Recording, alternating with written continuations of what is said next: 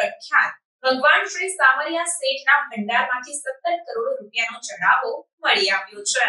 રાજસ્થાનના મેવાડના પ્રખ્યાત ભગવાન શ્રી સામરિયા શેઠના ભંડારમાંથી 17 કરોડ રૂપિયાનો ચઢાવો મળી આવ્યો છે।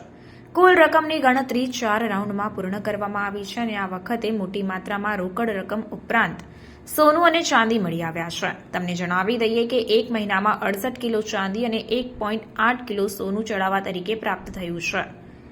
શ્રી સામરિયા શેઠ મંદિરમાં દર મહિને ચડાવવાની ગણતરી કરવામાં આવે છે। આ મહિને ચતુર્દશીના અવસર પર 5 જૂનના રોજ ભંડાર ખોલવામાં આવ્યો હતો, જેની ગણતરી 4 રાઉન્ડ સુધી ચાલી હતી, જેમાં રેકોર્ડ બ્રેક સોના ચાંદીની સાથે ભંડાર અને ઓનલાઈનના માધ્યમથી 17 કરોડથી વધુની રકમ પ્રાપ્ત થઈ છે।